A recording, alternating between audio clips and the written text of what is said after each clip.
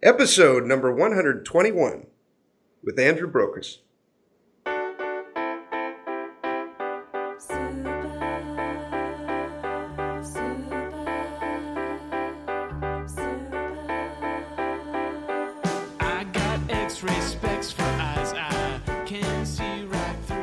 Welcome to the Heads Up Poker Podcast. This is Steve Barton, and thank you for tuning in. Thank you for your tweets. Thank you for your emails. Thank you for your reviews. Each and every week, we're getting another couple of reviews up there, so thank you. Thank you for spreading the word, and thank you for telling everyone. And this week, we have an extra special guest. We have Andrew Brokos. So thank you for coming on, Andrew. Oh, thank you. It's interesting for me to be on the other side of one of these interviews for once. Yeah. How many guest interviews have you done like this? Not a lot, actually. I've probably fewer than 10. Okay. I've done one. I've only done one. I went on the Post-Flop Poker Podcast. I was thinking there had to be a second one in there. I remember I was going to go on another one, and then it just never worked out. But cool. Well, thanks for coming on. Oh, sure. I'm looking forward to it. Yeah. Now, everyone, I imagine everyone that's listening to this knows about your podcast, but just in case they don't. Let's not assume that. Okay. Thinking Poker Podcast is your podcast. You guys are on episode 210, the last one I looked. Is that accurate? Yeah, we're coming up on 5 years. It'll be 5 years in September we've been doing it. That is amazing. My brother told me about podcasts probably 3 or 3.5 years ago, and one of the first things I typed in, I thought, well, I like poker. Let's see if they actually have radio shows on this, So I type in poker, and I found Tournament Poker Edge, and then I found you, and I was like, this is unbelievable. I went from listening to Britney Spears and Taylor Swift all the time to now all I listen to is podcasts, and I have one. I like to think of myself as the Taylor Swift of poker podcasting. I remember your first episode that you came out with. I think it was the first poker podcast that I ever listened to. It was you and Nate, episode 1. And pretty quickly out of the gate, you two started arguing about pot odds or ranges or something like that. And I'm like, oh my God, this is so awesome. I'm never going back to regular radio again. Yeah, I've not had the fortitude to go back and listen to those early episodes, but I imagine we've improved a good deal as broadcasters over time. Oh, yeah. My understanding is it was a little rough in the beginning. Oh, I went back and listened to Mike and I's first episode, and then I got about 10 minutes into our second, and I was like, man, there are some dedicated fans that have gone back and listened from the ground up, because those first ones were brutal. Yeah, I think we're at the point now where even when people find us, they'll sort of go back. I think like iTunes will list the most recent 50. So that's about as far back as people will go if they find the show now and decide they like it. I don't think a lot of people are going back to episode 1, which is probably for the better. Yeah, exactly. There's some gems buried in there, but I'd rather that they decided they liked the show before they went all the way back to 1. Yeah, me too. Like, you know what? Start at episode 100 or so and go from there. I figure it took us 2.5 years to kind of get it figured out, and that's about where you should start. Yeah, but you're also an instructor for TPE. I love your videos. I love every time you put a series out. It's always. Mike put it well, and I think he put it best when he said, you feel like you have to get out a pen and paper and you've just stepped into the classroom. You have this way of doing your videos. It's not like a passive one that you can just kind of watch. You actively have to, there's various points in the videos where you very commonly say, okay, pause the video now, stop and think, what would you do in this situation and why? And then you explain it after that, and if you actively do that, if you actively pause it, and run through your head and think to yourself, okay, what is this guy's range? What would I do in this spot? You really get a lot out of your videos. So thank you for putting them out. And there's some real gems in there. I love them. I appreciate that. Thank you. It's that is kind of my goal, is to make it something that you can't do passively, which I realize isn't what everyone is looking for. I mean, I think probably more people than I realize are mostly just trying to watch these videos for entertainment purposes, or that's a lot of what they're looking to get out of. But I do focus pretty heavily on the educational side of things, and I think that if it's something that you can be doing at the same time that you're I don't know, writing an email to your mom or something, you can't be learning that much, right? I mean, it should be occupying your full attention. And if it's not, I tend to think either they're going for something different or it's a failure of the instructor. And I hope at least not to be failing people too often. No, it's certainly not me. It looks, yeah, they're very, very good. What's the next series that you're going to put out? That's a good question. See, I get this stuff to them pretty well in advance, so they probably have like 2 for me in the can. It's hard for me to remember exactly what's coming next. Probably it's a review. I don't play online that often, so I tend to go back over. I've done a few where I review live hand histories, just try to take good notes during tournaments. I've done some theory-driven ones, but a lot of what I do is going back through like Scoop or WCoop stuff that I play. So most likely it's going to be something from WCoop. But yeah, I'm actually not certain off the top of my head what'll be next. It might be like a WCoop 6 Max. Okay, Just reviewing those. Yeah, I really liked your value betting series. That one was good. Yeah, I have some on there that I sort of consider core. I've actually been considering, because my oldest stuff on there now is like 4 or 5 years old, and I've been considering. I mean, I still refer people quite often. I have 3 series I sort of consider the core ones that I tend to try to push all my students to, which is the hand reading series, the value betting series that you mentioned, and then the bluffing series. And they're kind of designed to be watched in that order, like each one building off of each other to some degree. And those are very theory driven. There's hand history reviews, but it's not like just sitting down and watching me play a tournament. There's PowerPoints and that kind of thing.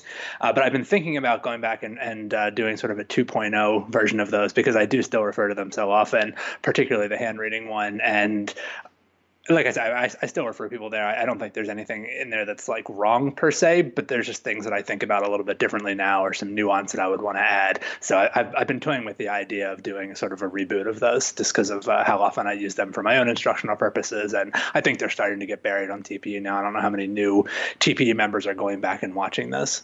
Yeah. I like the one on getting paid, and the hand reading one was really good. Just that series alone stopped me, I think, at every single street now, and I just ask myself, what's his range? What's his range? That's the goal. Yeah, I want you to hear either your own voice or my voice in your head while you're playing, reminding you of these things you should be asking yourself. Yeah, very cool. And where are you now? Every time I listen to your podcast, it sounds like you're somewhere else, usually in the U.S. Yeah, I'm kind of all over the place. I am in Maryland at the moment, which is where I'm from originally, where I lived the first 18 years of my life. So we're recording this like early April. In about a month, I'll be going to Montreal to play online poker, and then I'll be going to Las Vegas for WSOP. So yeah, I bounce around, and then after that, I don't know where I'll be. Okay. Now, what's your girlfriend's name? Emily? Emily, yeah. Emily, yeah. How long have you two been going together? 16 years. Oh my God. Okay. I was expecting like 4. Yeah, I mean, it feels sort of silly to say girlfriend, but there's not really a better term. I mean, partner, I guess, but that has some misleading connotations to it. Yeah, I mean, it's girlfriend. I feel like trivializes a little bit, but. Significant other, partner in crime. Yeah. Now, does she play poker? She doesn't. I like to say that she has perhaps the highest ratio of poker knowledge to hands played of anybody in the world. I think that if she were to actually sit down and play, there's a lot of things that practically she wouldn't know how to do. And she's kind of like, well, not kind of, she's extremely risk averse. So I think she wouldn't really be comfortable doing that kind of stuff. But we can have relatively high level, like theoretical conversations, just because she's overheard one half of, so many of my coaching sessions, and she's overheard videos that I've made. And I've just, been talking to her about poker for a long time. And sometimes she even finds herself reading poker things. So I think there's some pretty high level concepts that she understands, but then there's also some very basic, just like pre-flop ranges. I'm sure she would be all over the place if she sat down and tried to play. Well, just the fact that she would even know what a pre-flop range is. My wife has absolutely no interest in poker whatsoever. She's extremely risk averse. It took me, let's see, we've been married over 2 years now. So it's taken me almost 3 years to convince her that we need to open up a Roth IRA for a retirement account, and I finally just got her to do that with our tax return. I'm like, oh, thank God. Okay, at least she looks at this as it was just extra money anyways. That's how I can get her to get into this. So as far as wagering large sums of money on small edges, that that is not her. Did you meet her before you started playing poker seriously?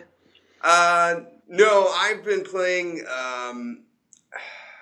since 2003. So I started playing right after Moneymaker won. And I figured, this must be the easiest game in the world here, if this guy won it. And I've been studying it ever since.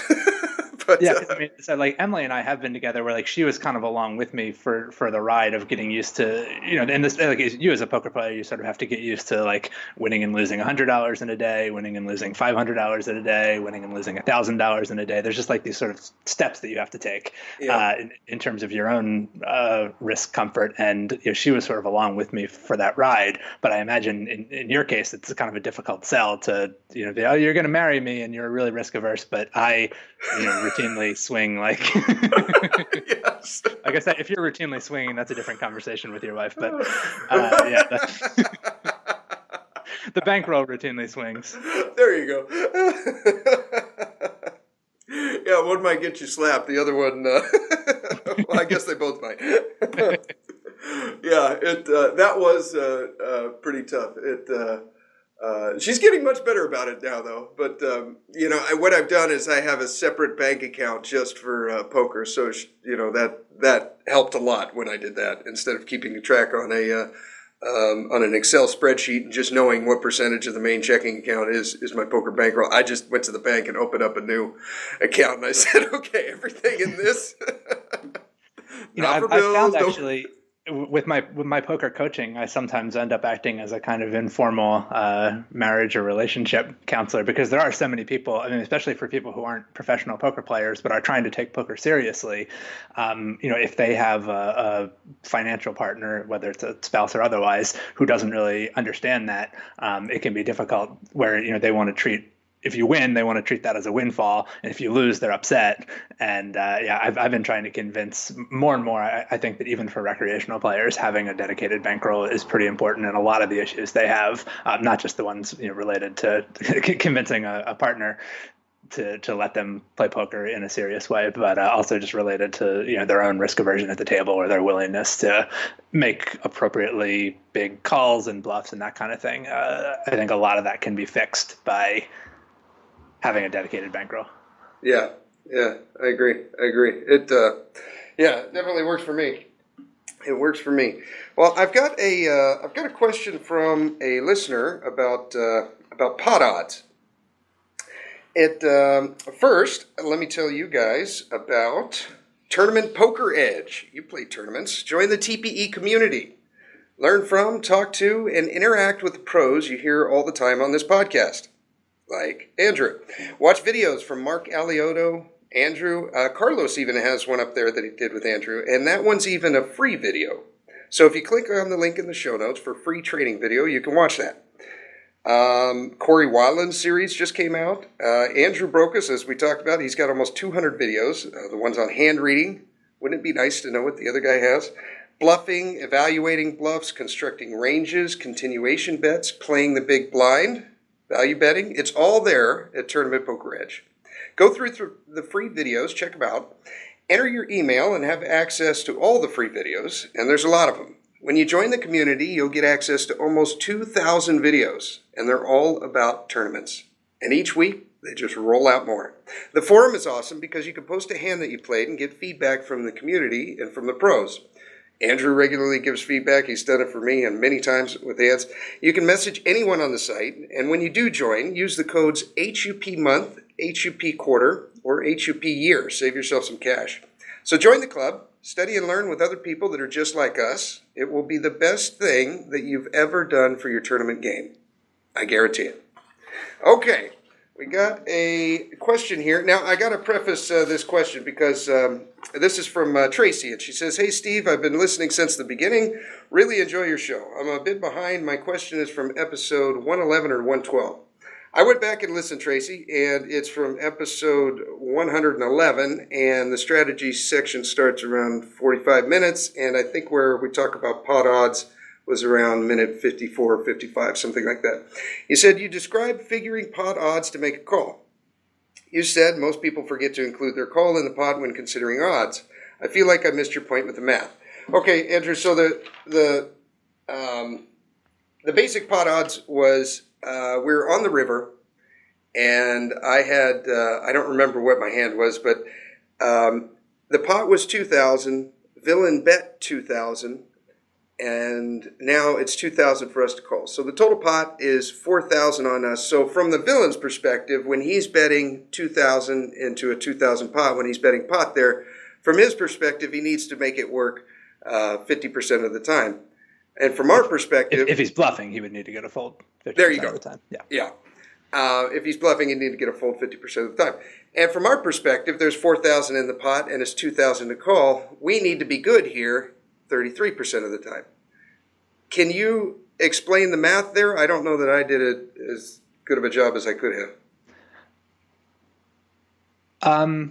Yeah, I mean that's that's kind of the long and short of it is knowing those numbers. I mean the idea of the villain, the bettor needing to succeed with the bluff 50% of the time. There's actually a little bit of nuance here where he needs to make better hands fold 50% of the time.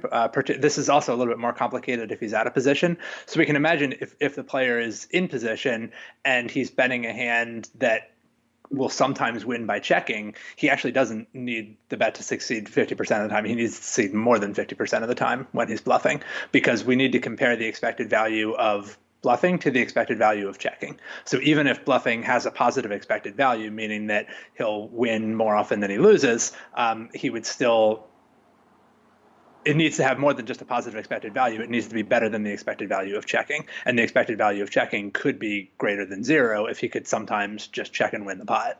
And I emphasize that point just because it's a mistake that a lot of people make, where they tend to think simply because they don't have a pair, they can't possibly win unless they bluff. And sometimes some of the better unpaired hands are actually not great candidates to turn into bluffs, just because they might win the pot something like 10% of the time by checking. And so that might be enough where they don't need to turn into a bluff, whereas some weaker hands would benefit from turning into a bluff.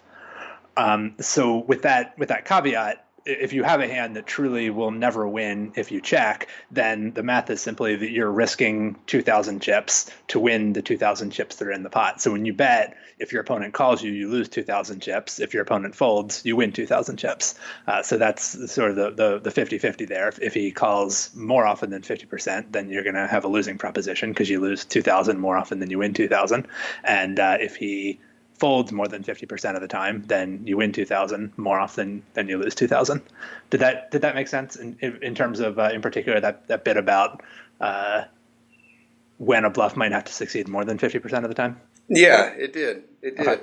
Now, as far as the odds that we're getting as hero, so when villain bets 2,000 into a 2,000 pot, now there's 4K in the middle, and it's 2 for us to call. And we got to be good there a third of the time. Can you explain the math on that? In that circumstance, right, we're looking at risking 2,000 chips, which is all we have to put into the pot. So if we call and lose, we're going to lose 2,000 chips. If we call and win, we're going to have a net gain of 4,000 chips. I mean, 6,000 chips will be pushed to us, but 2,000 of them will be chips that we just put into the pot. So our net gain, if we call and win, will be 4,000 chips. That means that we are going to win twice as much as we lose when we lose. And so we need to win half as often as we're going to lose in order to make that a break-even proposition. So basically, if we were to run this 300,000 times and we lose 200,000 of them and win 100,000 of them, we would break even because we're winning twice as much when we win as we lose when we lose. And then if we win more than a third of the time, then we show a profit. If we lose more than 2/3 of the time, then we would show a loss. And of course, that gets more complicated if we sometimes chop the pot. Yeah. Okay. Thank you.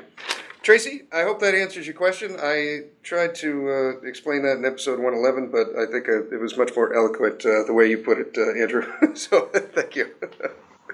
But got a hand from a listener. This is from Marius, and you got the link that I sent you in the Skype Yep, I've got that open. Okay, cool. Okay, so Mary says, here, I've got a quick one. It's the last 287 players in the big $2.20 on PokerStars.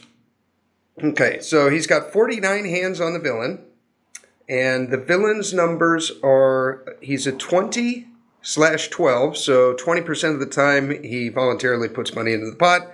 12% of the time he raises. He's got a 3-bet of 0 post-flop. Let me actually just stop you there, because I think with only 50 hands, anything other than the pre-flop raise and the VPIP is not really going to be a meaningful number. And I think, in fact, people are inclined to read too much into that kind of thing. So if you were to tell me, this guy has a 0% 3-bet, that would probably be more misleading than it would be helpful. I think looking at such a small sample size, trying to look at any other number other than pre-flop raise and VPIP is most likely going to be a leak for whoever's analyzing this. So if you were to look and say, well, we've never seen this guy check raise a flop, so if he does check raise a flop, that must mean X. It just doesn't mean anything if we've only been playing 50 hands with him. Okay, good to know. Okay, so he's a 20/12. There we go. Perfect. All right. Okay, we are in, let's see, under the gun +2. We have Queen of Hearts, Jack of Hearts. Okay, we got a 150 ante. The blinds are 900 and 1800. And we start with a stack of 48K. So, we've got, how many big blinds is that? That's... a little under 30. Yeah, something like that, 28. Yeah, 54K would be 30 big blinds, so yeah. Okay. Yeah, 20, 28, 29 big blinds. And we've got Queen, Jack of Hearts, and Hero raises, so levels 900 and 1800. Hero raises to 4140. First of all, what do you think of sizing and raising with a hand there? And seems pretty standard.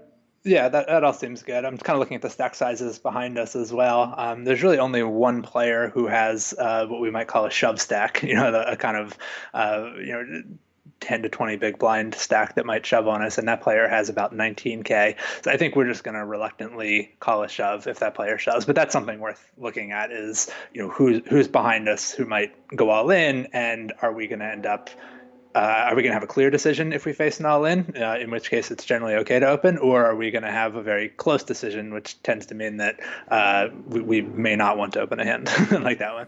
Yeah. I think with the Queen Jack of Hearts, we're not hoping that the player shoves, but we'll have enough equity if he shoves that pricing ourselves in against his shove is not really a problem for us. And then other than that, I think we don't have to worry too much about anyone shoving real aggressively, or if someone does 3-bet, we'll just have to evaluate the odds and think about their range. But I don't think we'll be we'll be facing a lot of super difficult decisions, or expect that someone is going to 3-bet particularly often or something like that. And I think Queen Jack suited is with a shallow stack. I mean, it's one of the weaker hands I'd be opening from early position, but I think it's a hand that almost certainly belongs in the opening range unless you've got some really crazy people behind you who are just playing way too many hands.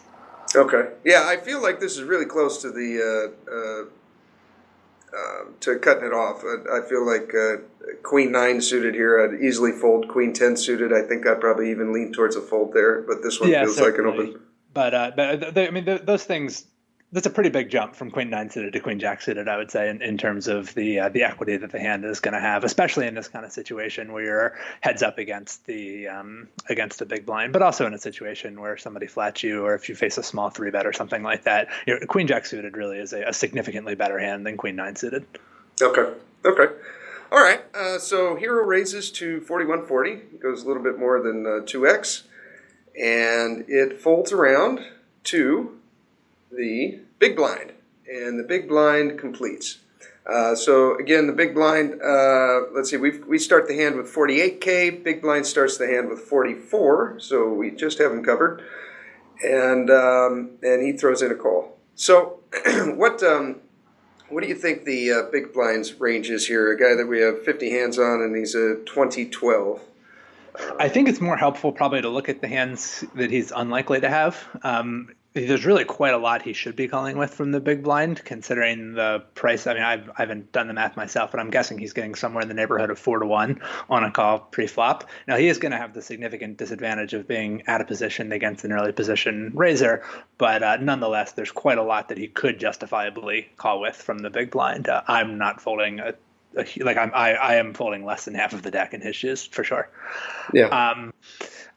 Now, I do think that most people are going to be three betting their very strongest hands in the big blind shoes. So, aces, kings, queens, ace, king. I'm not expecting to see those hands terribly often, but, it wouldn't be the worst play in the world if you decided to flat with those. I think we're also unlikely to see the very worst hands in the deck, the 7-deuce offsuit, the 5-3 offsuit. And then this being a $2 tournament, I'm not entirely sure at this point how well understood the concept of defending from the big blind is. I think in general, smaller stakes players tend to be looser than higher stakes or at least more advanced players. But this could be actually a situation where the opposite is true, where many players in a $2 tournament just kind of have a generic sense of these are good hands and these are bad hands, and I fold bad hands before the flop, and they don't really pay attention to the fact that they're getting such good odds out of the big blind. So in that sense, I'm not entirely sure what to expect from a random $2 player. But I would say that we're not going to see the very best hands or the very worst hands, and other than that, we're just going to have to play it by ear. Okay. Right on. Okay, so Villain calls. The total pot now is 10,500. Hero, we've got 48K. Villain now has 42.5K, so that's the effective stack. So we got a stack to pot ratios of about 4-1. Okay, flop is, we have the Queen of Hearts, Jack of Hearts. Flop comes out, Jack of Spades, 10 of Clubs, 3 of Diamonds. So no backdoor hearts, but we got top pair with a good kicker, and Villain checks. So what are you thinking here? Is into 10-5? We're always throwing a c-bet here, right? Or are you ever checking this back? No, I wouldn't begin from saying this is a 100% c-bet. And I think there's some fundamentals to look at, one of which is the stack to pot ratio. So as you said, we've got a little over 10K in the pot. Villain's got 42.5 in his stack. We're looking at a stack to pot ratio of right around 4. And that's about the point where hands like as a very broad rule, a stack to pot ratio of 4 or 5 is around the most that we would want to be putting into the pot with strong one pair kinds of hands. Now, this is a somewhat unique situation in that we're dealing with a player who called out of the big blind who's going to have a much wider range than if we had been looking at a call from, say, middle position. That player should have a much stronger range than a player calling from the big blind. And an implication of that is that we can stack off a little bit lighter against this player. So I think that we have a hand that we can be comfortable committing to the pot with. But I think that's something that's worth considering before we decide whether or not we're going to bet, is just to get a broad sense of like how much money are we going to be looking to put into this pot, or how many streets are we going to bet? I think in this case we have a hand, depending on the action, if he just calls and then the turn is an ace, we might be reassessing the strength of our hand. But just looking at where things stand right now, I think we have a hand that we're going to be prepared to play for stacks. And that is a strong argument in favor of betting the flop. If we had a hand that we were not going to be comfortable playing for stacks, then we might either bet the flop for a different reason, right? As a bluff, we might just take and bet the flop with, say, ace-5 if we thought the villain would fold often enough to make that profitable, and then plan on folding if we got raised. But we also might check for pot control if we had a hand where we didn't necessarily want to play for stacks, but we also wouldn't feel great about betting and then folding to a raise. And that might be a hand like pocket 9s or 10-9 or some other kind of medium strength hand that's like pretty good, but we're not really looking to put 4 times the pot into the pot, or four times the current pot. What do you think about King 10 there, or Queen 10? Are you checking those behind, or are you leading for like 3K or? Yeah, so it gets a little bit more complicated as you start to make the kicker on the 10 better. You called me out on this. I sort of deliberately cheated by giving us a bad kicker when we had the 10-9. So, if like when we have a hand like Queen 10, now there's the chance that the villain might have a hand like 10-9 or 10-8, which makes it, a good deal more desirable for us to stack off with a hand like Queen 10. I would still pretty seriously consider checking a Queen 10, King 10. One of the other things about a hand like Queen 10 or King 10, because there's also a jack on the board, there's not that many bad turn cards for us. So if we're holding Queen 10, a king, it puts an overcard on the board, but it also gives us an open-ended straight draw. An ace puts an overcard on the board, but it also gives us a gut shot. A queen, is an overcard to our pair, except that it gives us two pair. So there's not a lot of turn cards, and there's no flush draws on the board or anything. So there's not a lot of turn cards that are going to be a big problem for us when we have a hand like Queen 10 or King 10. And I would consider that an argument in favor of checking. It's also worth considering, how often are we going to get check raised versus check called? The real problem for a hand like Queen 10 is what we're going to do if it faces a check raise. If we just get check called, I think we can probably expect to be not always ahead, but in reasonable shape against the check calling range. And we do benefit to some degree from the hands that the opponent would fold. I think that's sort of what you have to consider is, do you have some reason to believe that your opponent will call frequently and or raise frequently, and that might affect your willingness to bet those kind of medium strength hands.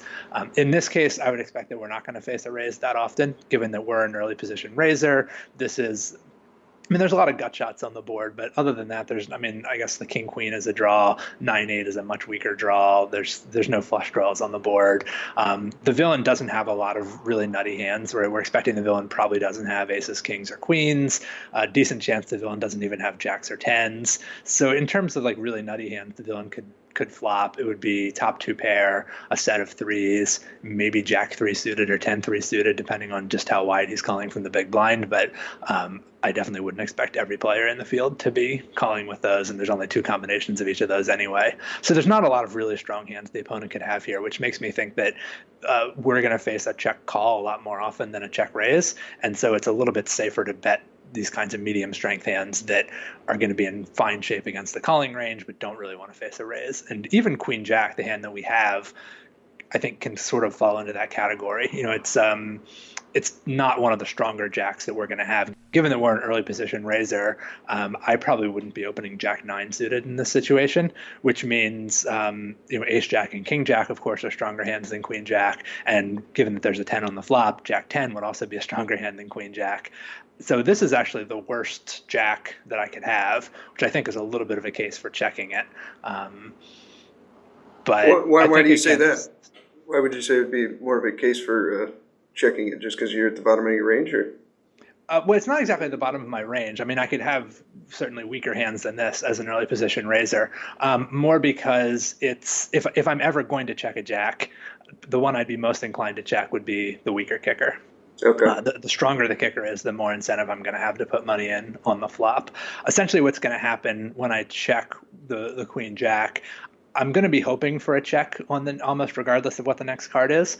And if I get that check, now Queen Jack has kind of been promoted in my range. So whereas before, Queen Jack, it's a strong hand, but considering that I could have aces and kings and queens and ace jack and king jack and jack 10 and pocket jacks and pocket tens, there's a lot of hands stronger than Queen Jack that I could have. Most of those are hands that I'm going to be betting on the flop. So when I don't bet the flop, the value of Queen Jack relative to my range goes up, and my opponent's willingness to put money into the pot with hands worse than Queen Jack ought to increase as well, because I'm subtracting so many strong hands from my range when I check the flop. So if I have a hand like Queen Jack where it's an okay shape if money goes into the pot on the flop, but I might be able to put money in better if it goes check, check, check. And in other words, I face another check on the turn, and I happen to get, there's a couple of turn cards that'll make it difficult for me to get value, but there's not very many bad turn cards for me. As I was saying before, like even a king or an ace is going to give us a straight draw of some sort. So there's not a lot of turns I would hate to see if I let it go check, check.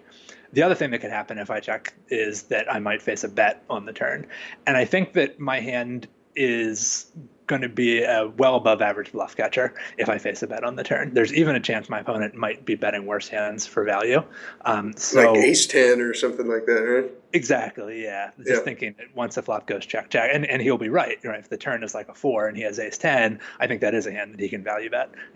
Overall, I think he will be ahead of my calling range. Queen Jack just happens to be a rare, stronger hand I could have. So essentially what we're doing is maybe looking for a way that we might be able to make Queen Jack a stronger hand than it already is. It's a pretty strong hand right now, but the fact that we have so many stronger hands in our range sort of reduces the opponent's incentive to give us action with a lot of worse hands. And by taking a lot of those stronger hands out of our range, by checking the flop, now whether the money goes in as a result of the opponent betting the turn or us betting the turn, either way, I think Queen Jack is a much stronger hand relative to our range, and that might be a better way to get money into the pot. And then the risk is just that sometimes we get a bad turn card, and it's all the risks of slow playing, right? If you get a bad turn card that ends up killing your action or costing you the pot, that's the downside of checking. Yeah. Okay. All right. But all that said, I would probably bet. Okay. Especially against less sophisticated players. I think your average $2 player is probably going to be too loose and too passive, which means first off he's going to put money in the pot on the flop with hands that he shouldn't. So it may not matter that Queen Jack is so weak relative to our range. He might just call us with a pair of twos because he has a pair. Yeah. And then also he's less likely to bluff future streets or to take advantage of the fact that we can somewhat more safely cap our range by checking the flop and not really have to worry about getting exploited by bluffs on future streets, because more passive players just aren't going to do a lot of bluffing on later streets. So trying to play this hand as a bluff catcher is going to have less value against a more passive opponent. Okay. Yeah. I was Okay, so into 10K, 500 with effective stacks of 42K. The times that you're betting, what's your sizing here on the flop? Do you think? I think it comes back again to this question of whether we're going to bet our more medium strength hands like this one. The more polarized that you are with your betting range, meaning the more that you're betting either very strong hands that are just straightforwardly value bets, or very weak hands that are straightforwardly bluffs, you tend to want to use larger bet sizing if your betting range looks like that. If you're betting a more what we might call a merged range or a depolarized range, or just kind of stuff that's sort of blurring the lines between betting for value and betting for protection, which I think Queen Jack is starting to blur. Given everything we just said about Queen Jack is not that close to the top of our range, I think we probably want to be using a smaller bet sizing if we're going to be betting hands like Ace 10, maybe even 10-9, Queen Jack. If we're going to bet more medium strength hands, we often want to use a smaller bet size for that, because that's the smaller bet size. This comes back to our conversation about pot odds, right? The smaller we bet, the more we compel the opponent to put money into the pot with weak hands. And if we have pocket aces, we don't necessarily care about getting him to put money in the pot with weak hands. We want him to put more money in the pot when he has King Jack or something. With Queen Jack, if we make a large bet where he mostly just continues with hands better than Queen Jack, that's unfortunate for us. If we make a smaller bet and drag him into the pot with some weaker hands, then Queen Jack is getting some additional value from those weaker hands that it couldn't get from stronger hands. Yeah. So yeah, I like betting somewhere like 1/3 pot. Okay. Yeah, I was thinking in a spot like this, I would bet half and below, so somewhere in between a third and a half pot. But Hero bets it. Unless my math is off, I think that is 1/3. He bets 36.86 into 10,500. Yeah, just a hair over 1/3. Yeah. Okay. Okay. So he bets 36 into 10.5, and the villain check raises. He shoves all in for 42K. So what are you thinking here? I'm thinking call. Okay, so I got a short answer for you this time, and that's because we did our thinking about this before we bet. Remember that this is where we started the conversation. Was we assess the hand and we look at the stack to pot ratio and we say, do we have a hand that we're going to be committing to putting our chips into the pot with? So before I bet the flop, I've already answered the question of, do I have a hand where, unless there's something crazy happens on the turn, so like a turn card could be new information that would change my plan. But before I bet the flop, I already have the idea of, this is a hand that I'm ready to commit my stack with. And so when he shoves, my mind is sort of already made up. I wasn't necessarily expecting a shove. Maybe I was expecting a check raise, or that he was going to call and I was going to be value betting a future street. Exactly how the money went in, I might not have had a clear idea of, but I had already made up my mind about what the plan was in terms of putting the money in. Yeah. Okay.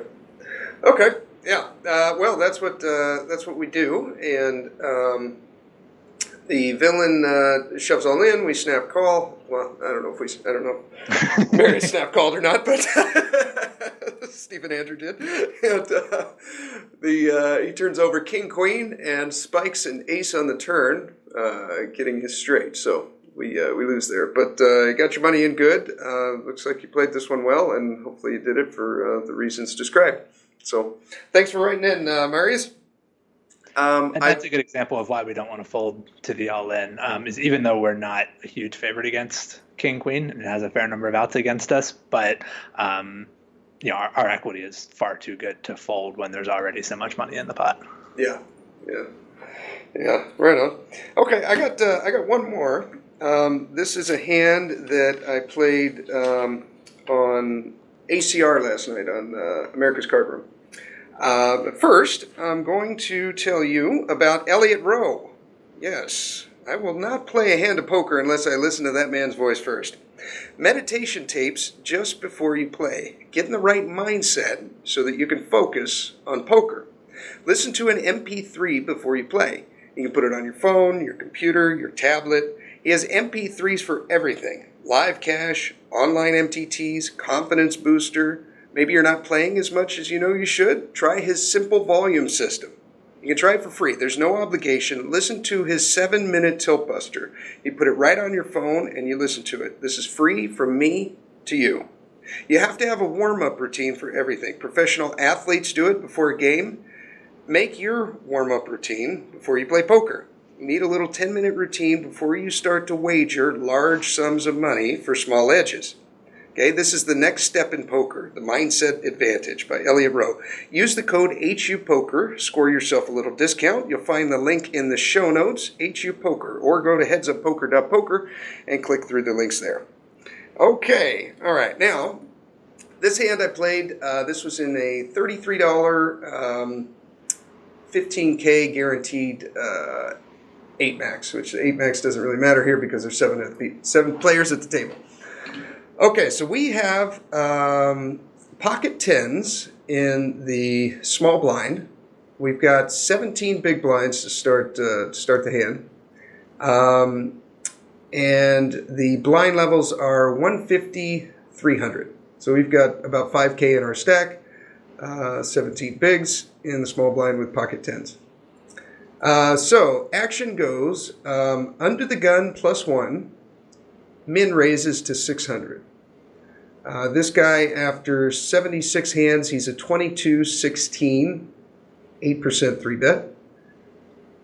Then it folds to the cutoff, who re-raises to 1,500.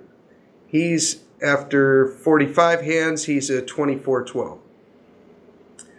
Button folds, and now it's on us in the small blind. So the original opener has 68 big blinds, and the re-raiser has 28 big blinds, and we have 17 with pocket tens. What are you thinking here, Andrew? This is the kind of situation that I would often analyze using either an equity calculator.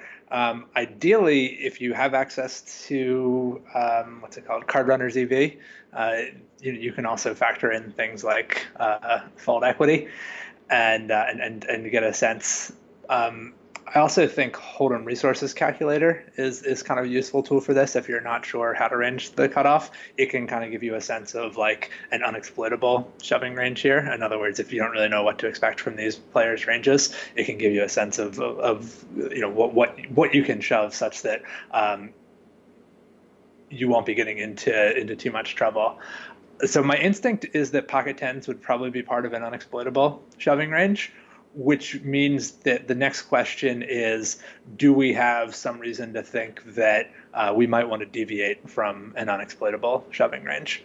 And actually, before I go any further, when I say unexploitable shoving range, is that a term that makes sense to you?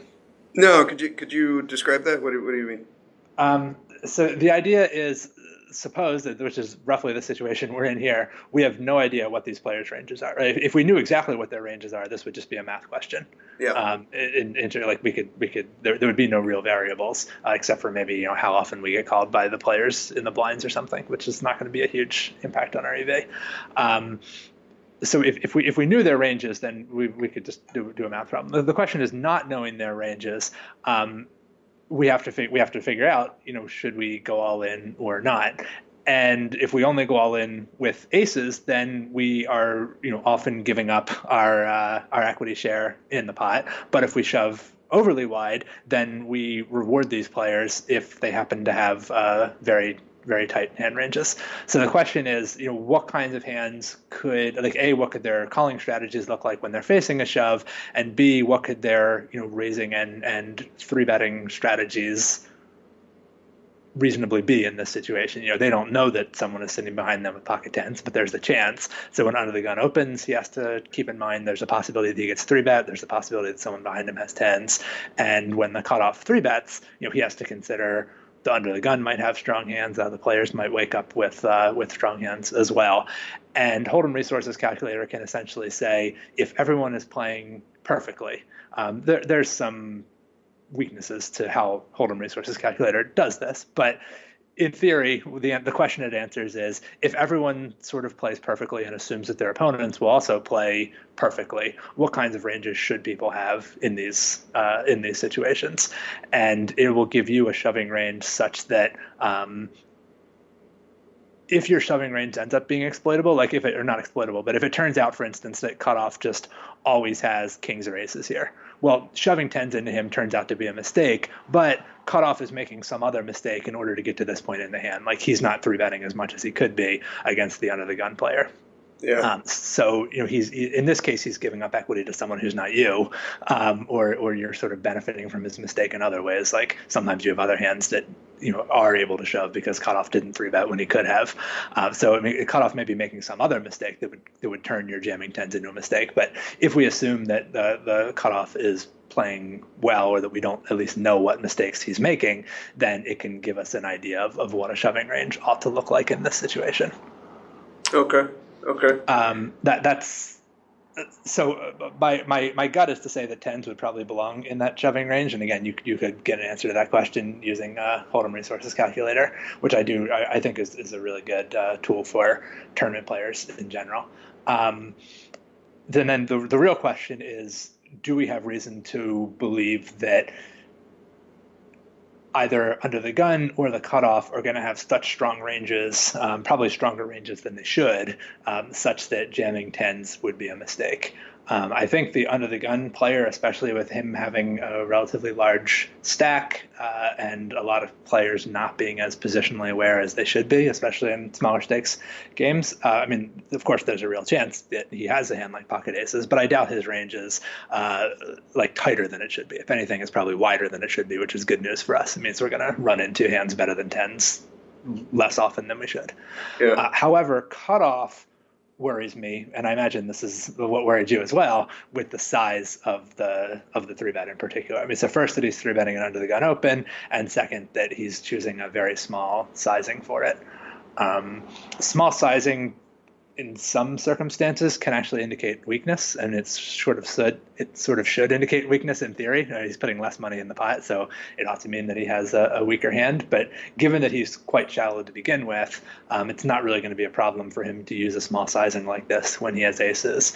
And many players, even if they have a relatively strong hand like ace king or ace queen, they tend to want to give themselves more fold equity than what a small three bet allows them to have, because those players, if they're less sophisticated players, they're less comfortable playing after the flop. They kind of just want to win the pot immediately unless they have an extremely strong hand. And so from weaker players, that small three bet, especially when they have a shallow stack themselves, tends to be sort of a tell that they have a very strong hand. in terms of how exactly to factor that into our decision, again, like you can use a tool like Hold'em Resources Calculator. You can lock in a range for the 3-betting player and see how shoving tens fares against it. My instinct might actually be to fold, particularly if you feel like you have a significant skill edge over the field in other situations. This might be just a little too high variance, even if there's a very small edge to be had here. Okay. Yeah, this was not a snap decision for me at all. I had to stop and think about this one for a while, and I erred on the side of caution, and I dumped it. And as I was folding, I'm like, are you really folding tens right here? What are you doing? You have 17 big blinds. This is the spot. And then I talked myself out of it. But I ended up clicking fold. And then as the hand went and played out, the under the gun opener ended up having 9-7 suited. And I thought, okay, well, I suck at this game. So he wasn't the main one we were worried about, though. No. But he was able to beat the cutoff with a pair of sevens. So he must have had, the cutoff must have had ace queen or ace king or something like that for no pair. But yeah, it seemed like a tough spot. Would ICMizer, would that also work for this calculation? I'm less familiar with ICMizer. But basically I don't know its capacities as well. Okay. I'm going to throw that into ICMizer after we get off here. But, the one thing that you said in there, though, that I want to kind of take issue with is too strong of a term. But I think it's sort of a common mistake that you see is, and you ended up not acting on it, which is to your credit. I mean, you folded the tens for better or worse. But just sometimes people, I think, focus too much on the absolute strength of their hand and not enough on the situation, where they just say, well, tens is the best hand I'm likely to see, given that I only have 17 big blinds. And that's true, but that doesn't necessarily make this the best situation that you're likely to see.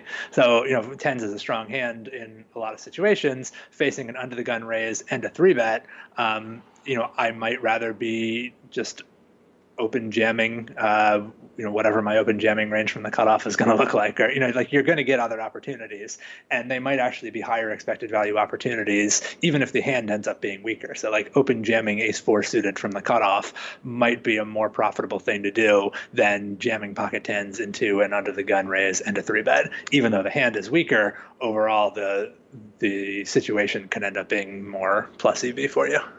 Okay. Yeah. Thank you. I think too often people are just kind of like, well, when I'm short stacked, I just have to wait until I have a strong hand and then make a stand no matter what happens in front of me. And I think that's not the very best way of looking at it, which, again, to your credit, is not what you did. Yeah.